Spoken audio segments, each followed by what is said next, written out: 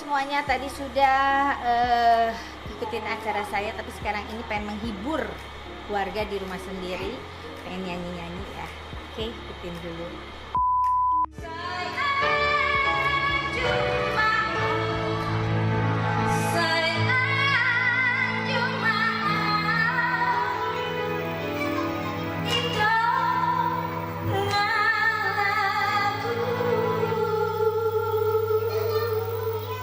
Tepuk tangan dulu untuk pemain keyboard saya, Nenden. Tepuk tangannya mana?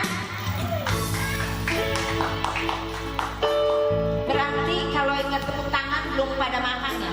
Tepuk tangannya mana yang sebelah kanan? Sekarang depan nih, manis majulah ke depan, ke depan, ke depan, ke depan, ke depan, ke depan, ke depan, ke depan manis.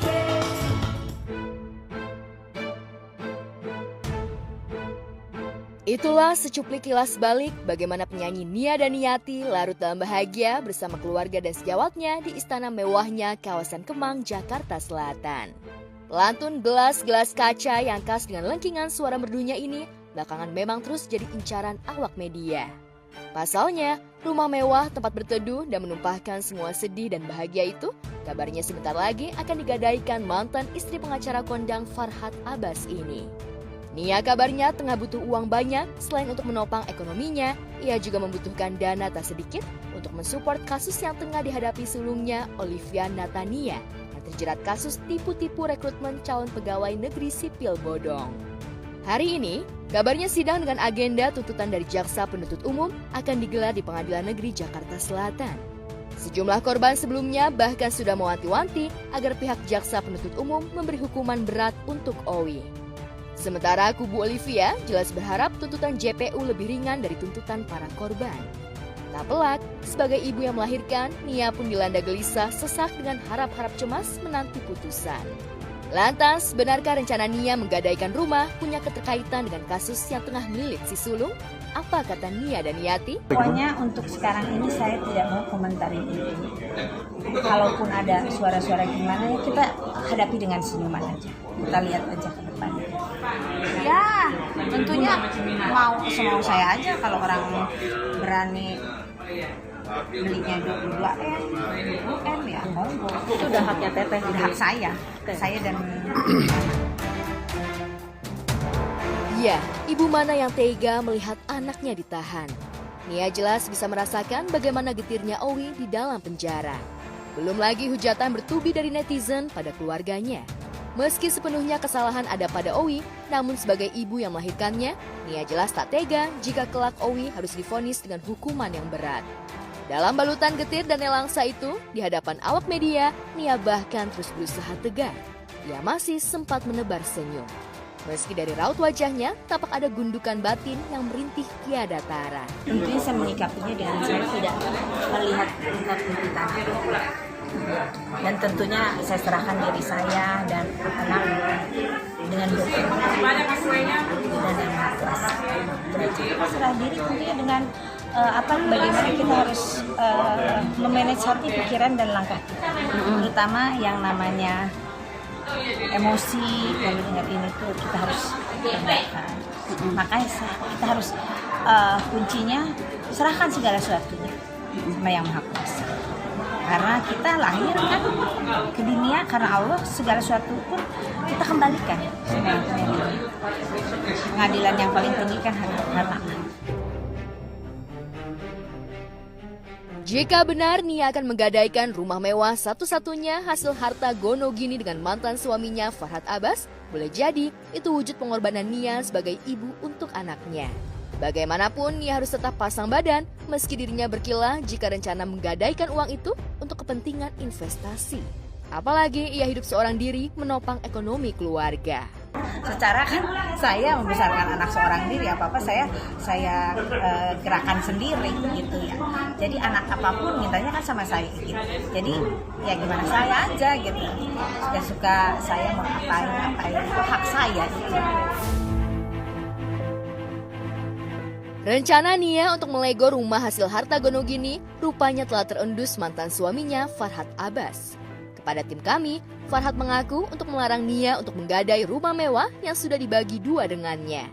Farhat menduga Nia akan menggadaikan rumah ke pihak rentenir dengan dalih uang hasil gadai akan diinvestasikan.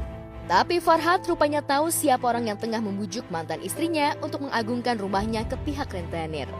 Farhat bahkan telah mewanti-wanti Nia sebab dengan cara itu Nia bukan malah untung, sebaliknya akan mendapatkan masalah di masa mendatang.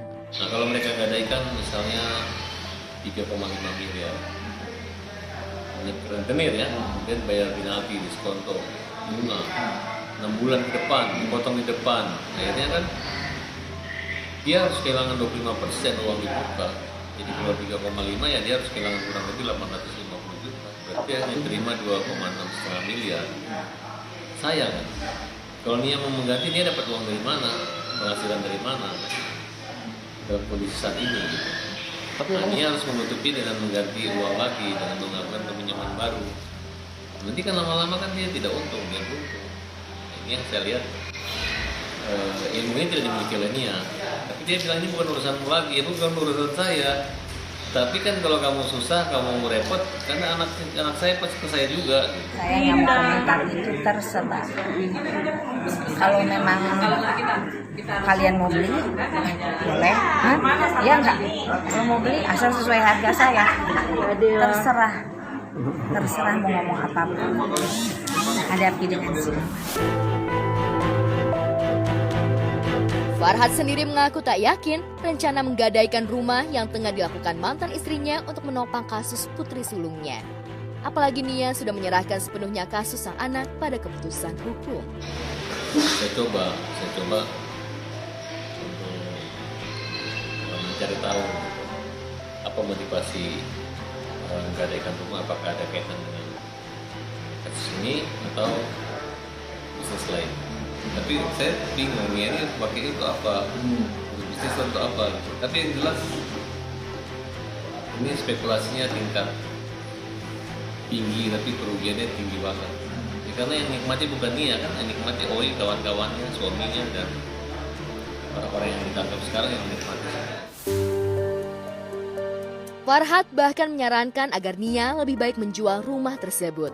Lalu uangnya dipakai untuk kebahagiaan di sisa usia dan karirnya. Tapi kabarnya, Nia ogah mendengar nasihat dari sang mantan.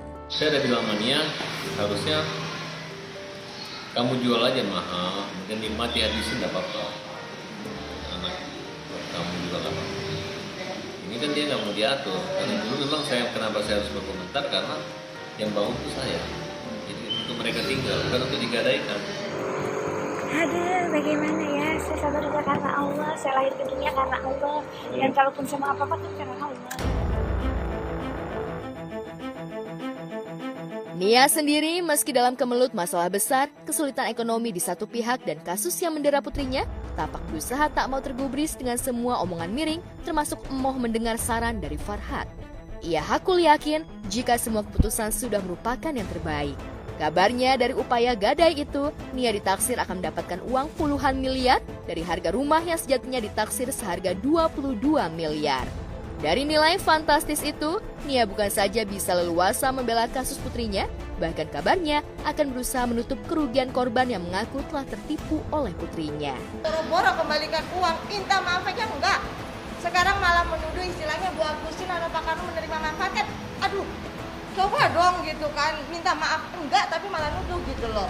Tentunya saya menyikapinya dengan saya tidak melihat tingkat penderitaan.